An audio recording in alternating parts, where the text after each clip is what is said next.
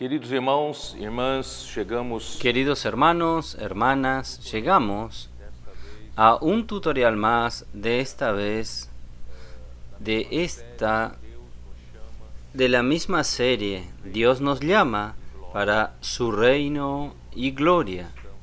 Y nosotros estamos con el libro número 4, la perseverancia de la esperanza. Y la primera semana corresponde al mensaje 11, el trabajo de amor número 1. Nosotros, solo recordando un poco que la estructura de la vida cristiana y la estructura de la vida de la iglesia presentada en el libro de Tesalonicenses, en los dos libros de Tesalonicenses, es la fe, el amor y la esperanza, que es la obra de fe, el trabajo de amor y la perseverancia de la esperanza. Y nosotros llegamos en el trabajo de amor, lo que nosotros habíamos hablado en el mensaje 4 de esta serie, con relación a la obra de fe. Pero de cualquier manera, nosotros queremos recordar a los hermanos que Dios, cuando creó, Él restauró la creación en la tierra, Él la restauró en 6 días. Y al final del 6º día, Dios creó al hombre, y Dios, a partir del 4º día, Dios dijo que era bueno todo lo que había creado. Y al 5º día y al 6º día, Él dijo muy bueno. Esto quiere decir, Él completó toda la creación, principalmente con la creación del hombre, que fue hecho a imagen y semejanza de Dios. ¿Por qué? Porque Dios había conectado a través de la creación,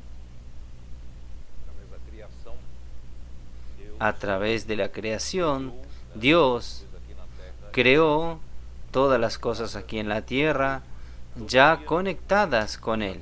Sin embargo, nosotros sabemos de la tragedia que sucedió en el jardín de Edén, y la serpiente engañó a Eva ofreciéndole otra fuente de conocimiento del bien y del mal, que no sea Dios.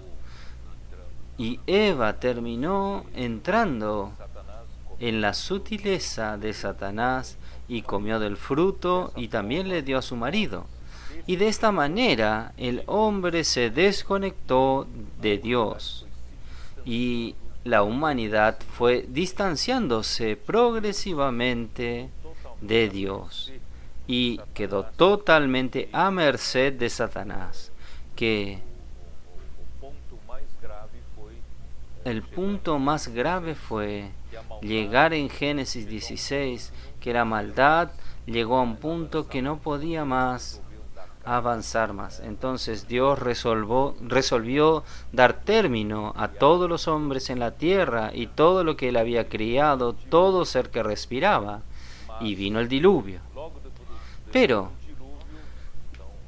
después del diluvio, Noé, con su familia, 8 personas, comenzaron nuevamente la civilización humana. Con Noé, así salió del arca, edificó un altar e invocó el nombre del Señor, una familia centrada en Dios, conectada en Dios. Sin embargo, no muchos años después, alrededor de 150 años después, ya uno de los descendientes de Cam, Nimrod, ya inventó el primer gobierno, el gobierno humano, en oposición a Dios, como dijo que nosotros no precisábamos de Dios, vamos a depender solo del hombre, y el hombre, de entre los hombres hay algunos hombres más capaces, y sobre el liderazgo de estos, que era el mismo Nimrod, sobre el liderazgo de él. El hombre no necesita de Dios, el hombre tiene todos indios. Entonces, esta era su propuesta. A partir de ese momento fue introducido la idolatría. Muchos ídolos fueron introducidos en medio de los seres humanos y el hombre cayó cada vez más. Esto aún no estoy hablando de la historia de Abraham, sin embargo, la humanidad cayó cada vez más. Y como Dios entonces consigue reconectar a este hombre, gracias a Dios, la reconexión es por medio de la fe. Y nosotros hablamos cómo la fe es el medio que Dios nos dio para conectar nuevamente con Él. Y es por medio de su palabra. Por eso que nuestro Señor Jesucristo, Él es la misma palabra. Él es el Verbo.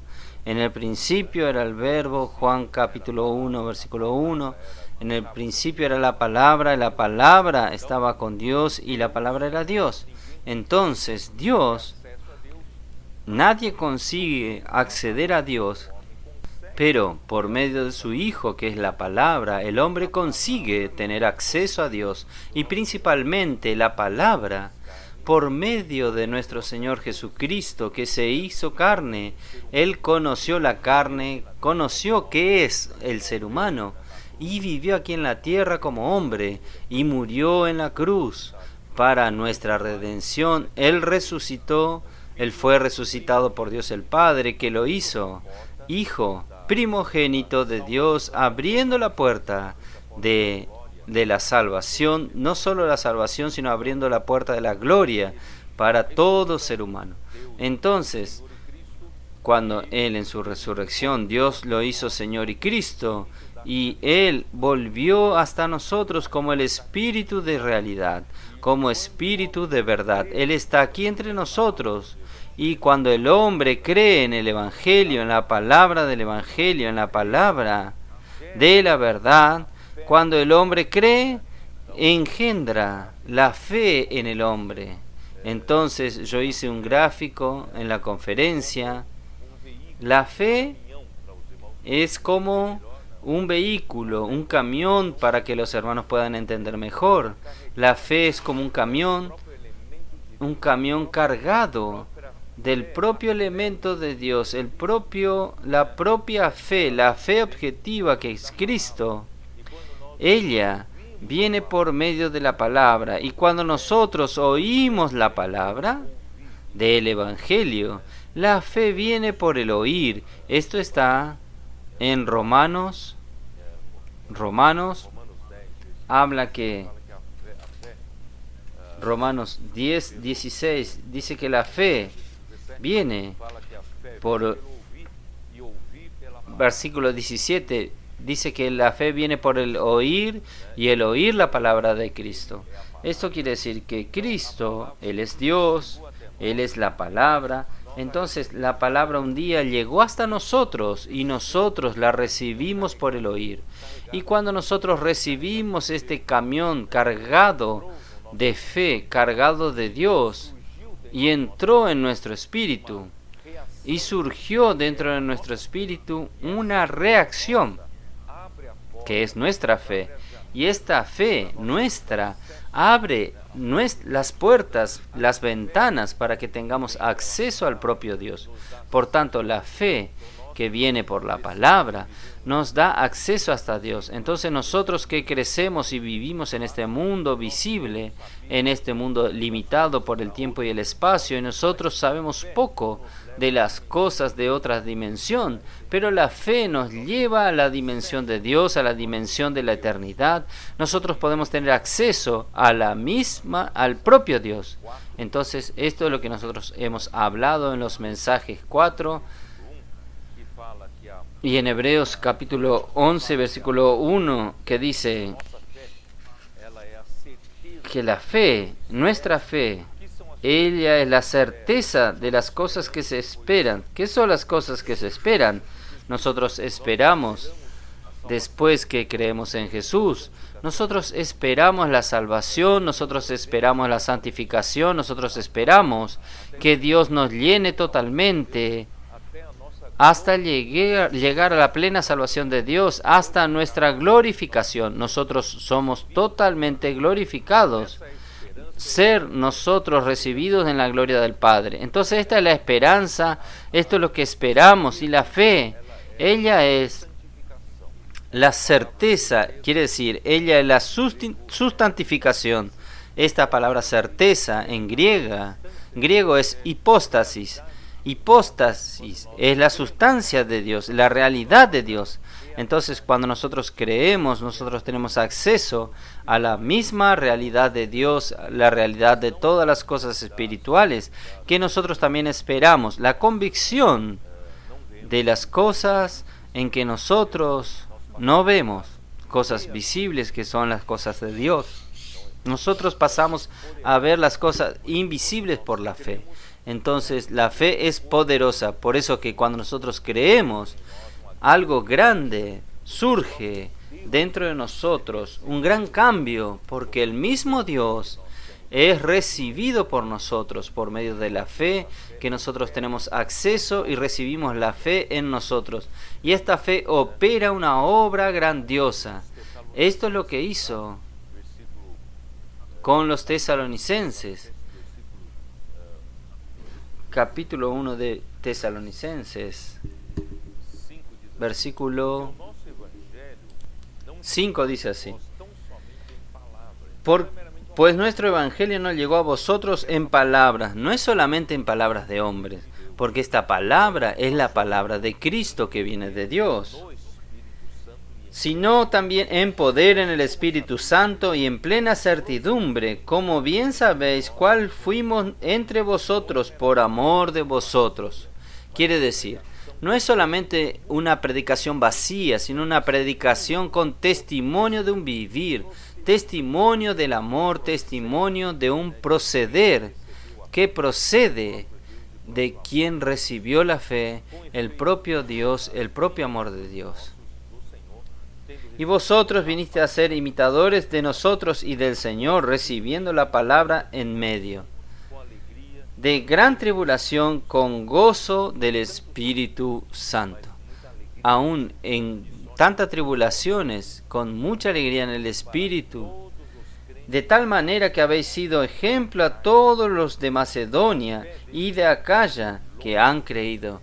Entonces la fe de ellos repercutió lejos, porque partieron de vosotros, ha sido divulgada la palabra del Señor, no solo en Macedonia y Acaya, donde era Atenas y Corinto, sino también en todo lugar.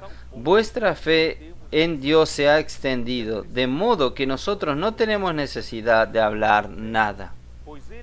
Miren la repercusión de esta fe. Porque ellos mismos cuentan de nosotros de manera que no nos recibisteis,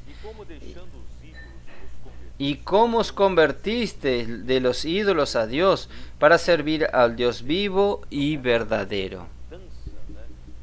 Entonces, este cambio de adoradores de ídolos, de repente convirtiéndose al Dios único, vivo y verdadero.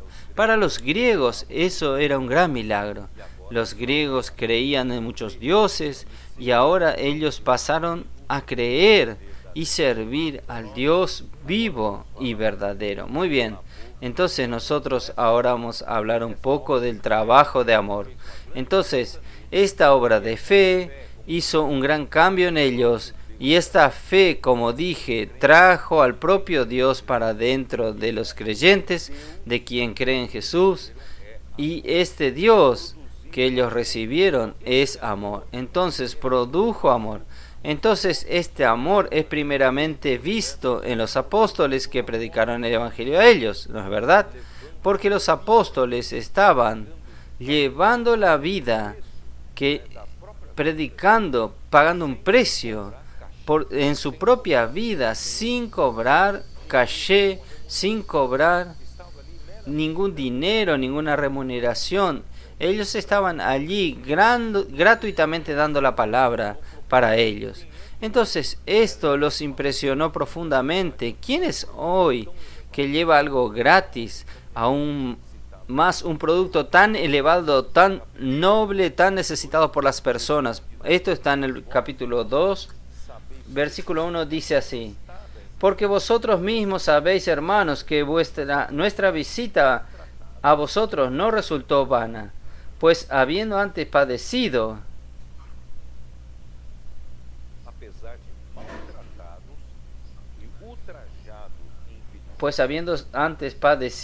y sido ultrajados en Filipos, como sabéis, tuvimos denuedo de nuestro Dios para anunciaros el Evangelio de Dios en medio de gran oposición. Quiere decir, ellos ya, Pablo y Silas y Timoteo, estos apóstoles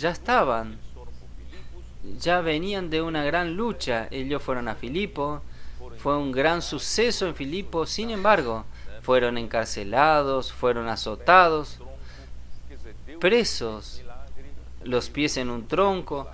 Quiere decir, Dios hizo el milagro y los sacó de ahí, pero ellos no los amedrentó, ellos no se retrajeron, ellos fueron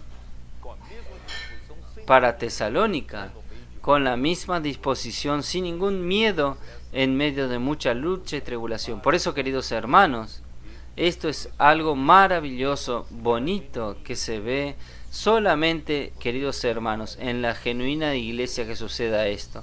Usted ve por ahí muchas personas, muchos predicadores famosos, cobran caché alto. Cuando son invitados, exigen una estadía en hoteles de excelente calidad. Si no atienden a sus exigencias, el pago a ellos no van. Pero los primeros apóstoles no tenían nada de esto, pero gracias a Dios en la iglesia legítima de Dios, también tenemos estos verdaderos apóstoles que no miden esfuerzos para llevar gratuitamente la palabra del Evangelio. Entonces aquí dice así: porque nuestra exhortación no procede de error, ni de impureza, ni fue por engaño, sino que según fuimos aprobados por Dios para que se nos confiase el Evangelio, así hablamos, no como para agradar a los hombres, sino a Dios, que prueba nuestros corazones. Quiere decir, Pablo y sus cooperadores, ellos eran los legítimos apóstoles de Cristo enviados por Dios, porque ellos no tuvieron ningún corazón de engaño, ni de impureza, ni de dolo. No fueron allí para buscar fama de un gran predicador, no fueron allí para ganancia personal, no, ellos fueron allí meramente obedientes a la comisión de Dios. Y ellos necesitaban ser personas aprobadas por Dios, porque si Dios no los aprobaba a una persona como enviado de Dios, Dios no es con él. La presencia de Dios no estaría con él y él no lo ungiría, no ungiría a esa persona para ser un apóstol. Él necesita ser aprobado. Queridos hermanos, de esto tenemos un poco de experiencia. Si nosotros viviésemos, si nosotros hablásemos algo y viviésemos otros, no seríamos aprobados por Dios y nuestra palabra no tendría poder, no tiene la fuerza que tiene, porque Dios no estaría con nosotros. La presencia de Dios no estaría con nosotros, por tanto nosotros perderíamos toda la fuerza, poder y la bendición de Dios. Pero gracias a Dios, nosotros estamos aprendiendo con Pablo que nuestra palabra procede de un corazón puro. Y la verdad, que nunca usamos la palabra lisonjera, como sabéis, ni encubrimos avaricia. Dios es testigo. Ellos nunca engañaron a nadie, sean con personas de la clase social alta para ganar algún beneficio de ellos. No, Pablo no se preocupó de ellos, ni con voluntad de ganar algún dinero con esto. Ni buscamos gloria de hombres, ni de vosotros. No era para buscar su propia gloria, aplausos, elogios y halagos. Y nosotros tampoco estamos detrás de esto. Aunque podríamos seros carga como apóstoles de Cristo, si ellos estaban predicando el Evangelio para los tesalonicenses, es correcto exigir por lo menos el mantenimiento, donde comer, donde dormir. Pero ni eso Pablo dijo. Nosotros no estábamos procurando en esto. Antes fuimos tiernos entre vosotros, como la nodriza que cuida con ternura a sus propios hijos. Quiere decir, nuestra actitud, la actitud de los apóstoles, que eran llenos de amor, porque ellos por la fe, ellos recibieron a Dios, y este Dios que ellos tenían dentro de ellos era el amor. Y el proceder de ellos procedía de este amor, como una madre que cuida a sus hijos. Una madre que cuida a sus hijos no tiene descanso, no tiene cansancio, no tiene día, noche. Cuando el hijo necesita, esta madre estaría allí. La madre es la peor profesión de este mundo. La madre no tiene aguinaldo, no tiene vacaciones, no tiene ningún descanso. La madre no tiene remuneración, pero hace por amor. Así es en la iglesia. Nosotros tenemos personas que cuidan de nosotros por amor.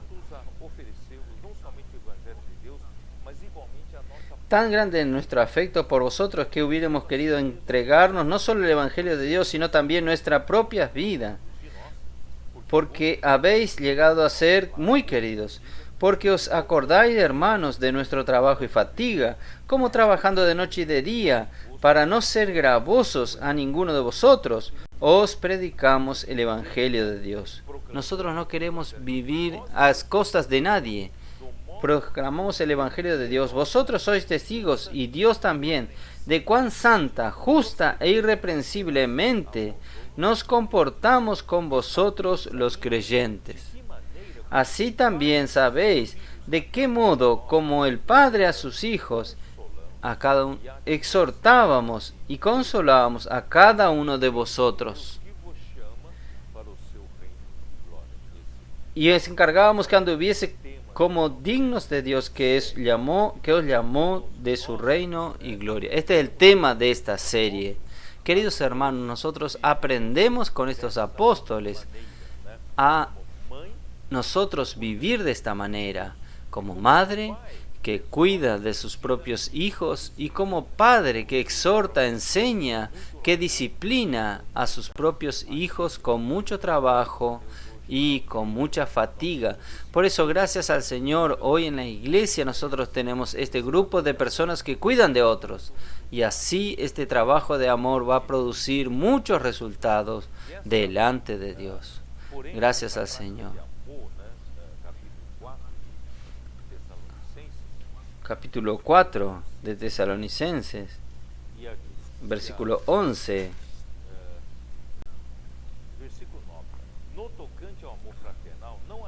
Versículo 9.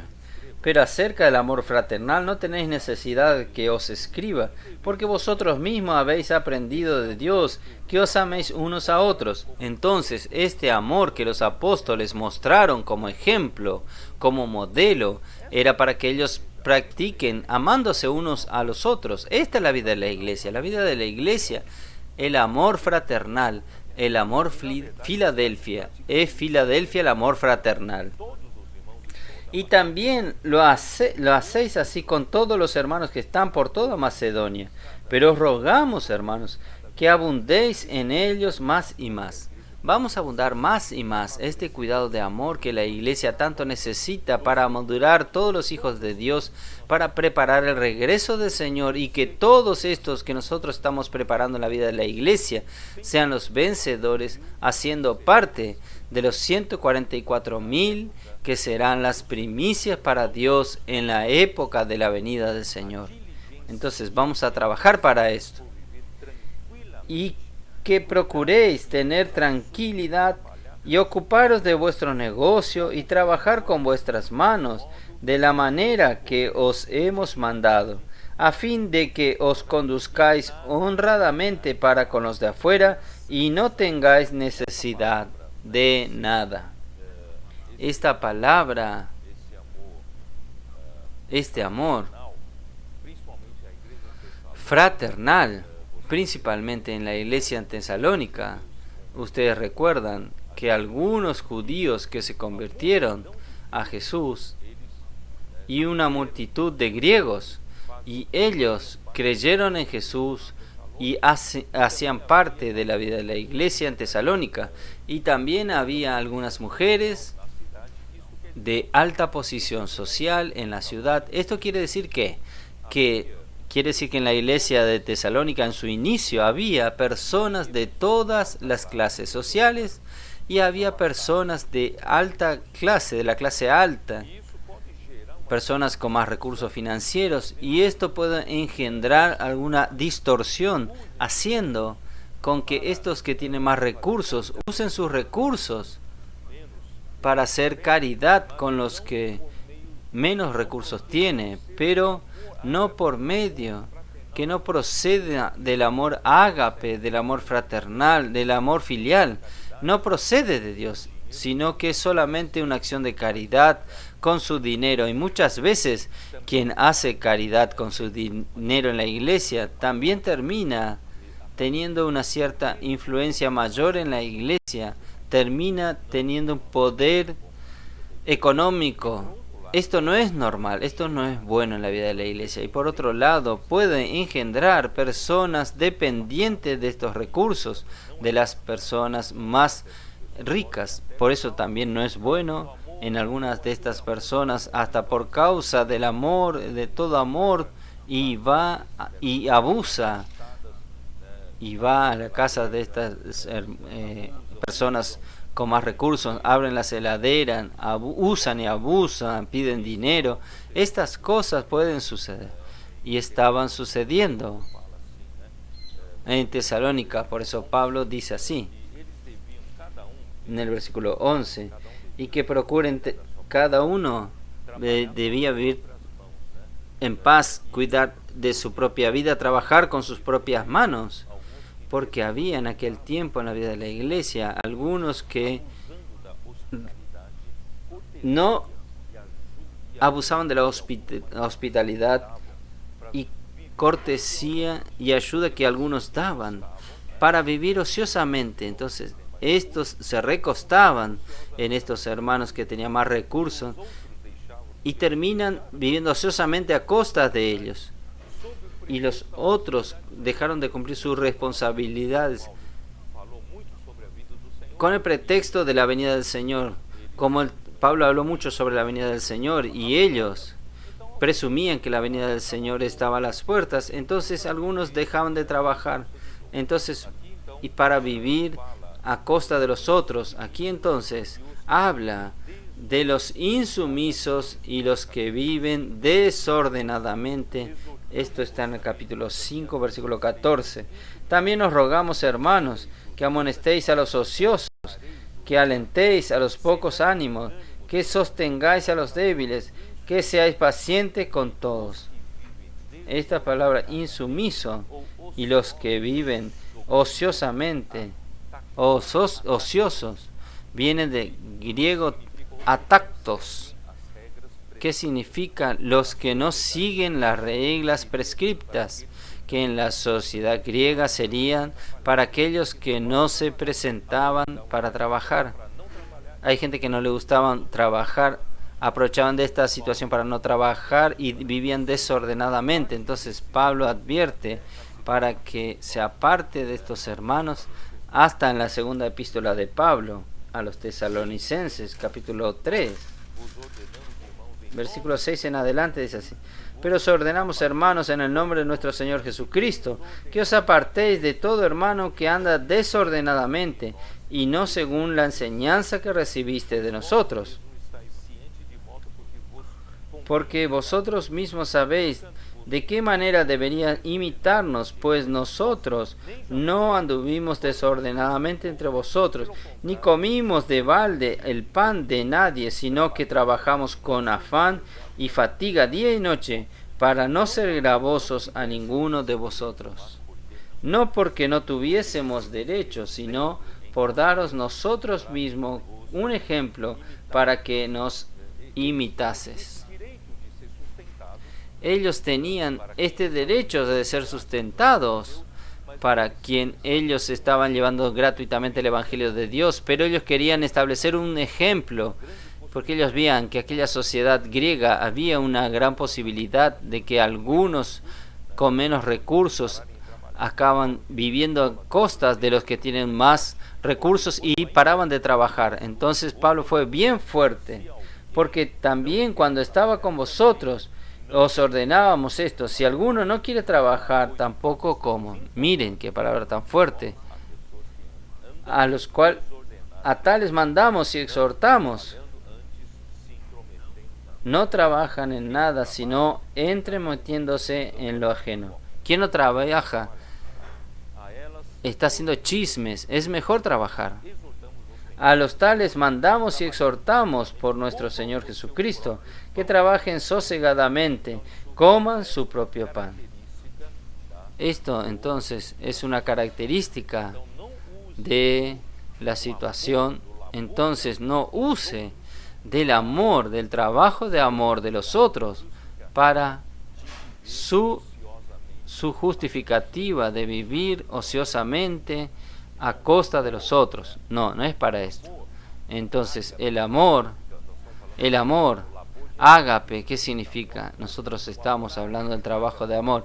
¿Qué significa el amor? El amor ágape significa darse, donarse. El amor ágape significa sacrificio. Muchas personas, yo ya dije esto algunas veces, que yo una vez estaba oyendo una charla, hasta una discusión filosófica entre dos filósofos,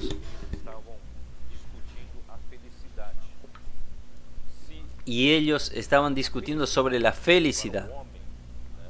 Si la felicidad para el hombre, normalmente nosotros entendemos así: yo voy a ser feliz cuando mis sueños se concreten, aquello que yo siempre quise obtener, cuando yo consiga ser rico, cuando yo consiga casarme bien, un negocio bueno, cuando yo consiga tener una buena familia, cuando yo consiga tener unos buenos hijos. Siempre la felicidad es algo que yo quiero realizar. Entonces siempre a costas de una expectativa. Pero cuando esta expectativa es realizada, o ella es frustrada, entonces esta felicidad se va, aun cuando está realizada. Cuando está realizada, entonces usted ya no tiene más que esperar, porque ya realizó. Entonces usted necesita otra expectativa para que usted intentar ser feliz. Y esto quiere decir que la felicidad nunca llega. Cuando llega, desaparece. Entonces ellos estaban diciendo: ¿será que nosotros no estamos en contramano? Que la felicidad no es que recibamos más, sino que es dar. Y esto me dio esta luz. Entonces yo dije: el amor verdadero, el amor de Dios es donación, es dar, no es recibir. Por eso que yo comencé a hablar de esta manera. Primera de Juan, capítulo 3, versículo 16. Define bien esto. 3:16. En esto hemos conocido el amor, en que Él puso su vida por nosotros. También nosotros debemos poner nuestra vida por los hermanos. Entonces el amor ágape, el trabajo de amor, la definición del amor es darse, donarse. Dios, Cristo, dio su vida por nosotros. Nosotros también debemos dar nuestra vida por nuestros hermanos. En el mismo Evangelio de Juan, capítulo 13, podemos mirar Juan 13, versículos 34 y 35, dice así: un mandamiento nuevo os doy, que os améis unos a otros, como yo os he amado.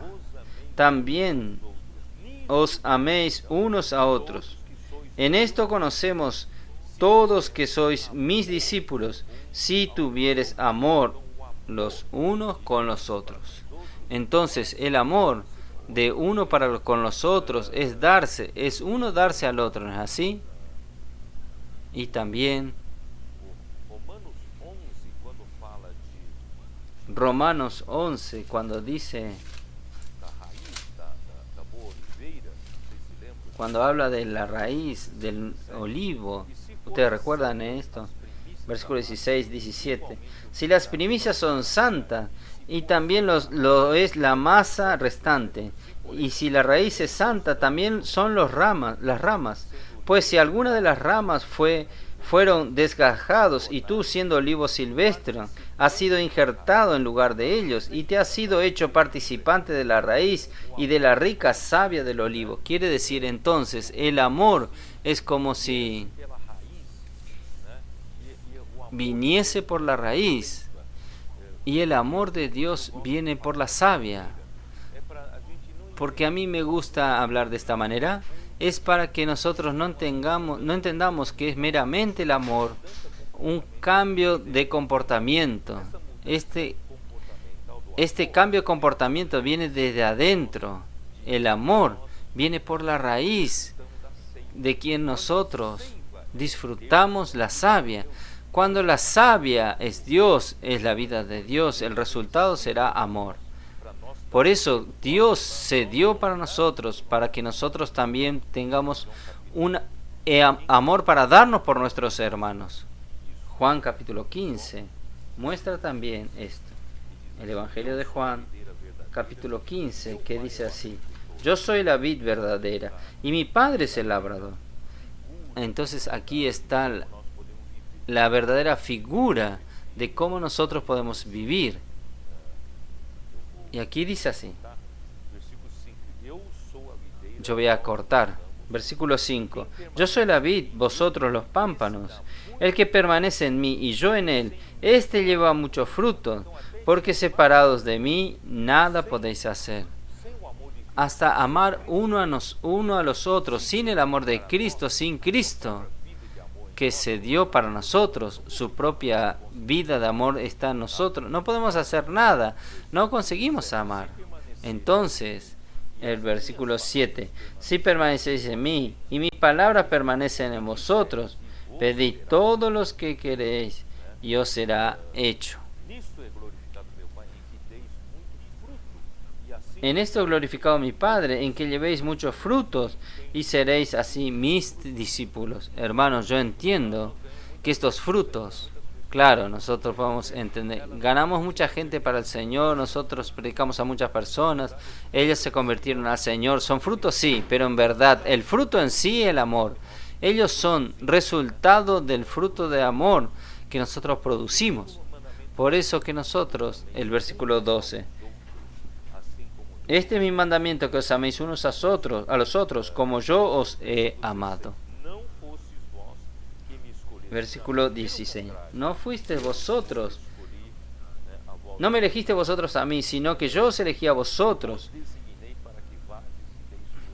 Y os he puesto para que vayáis y llevéis fruto. Dar fruto de amor, hermano. El Señor nos escogió, nos designó para dar fruto. Y vuestro fruto permanezca. Para que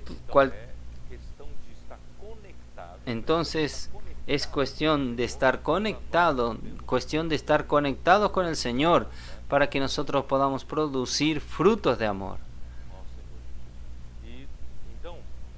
Oh Señor Jesús. Entonces,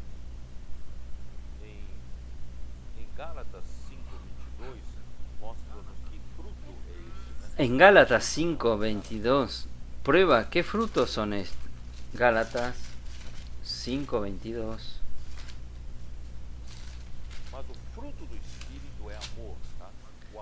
Mas el fruto del Espíritu es amor. El amor es el primer fruto, que en verdad es el principal fruto. Todos los demás son derivados del amor. El fruto del Espíritu es amor.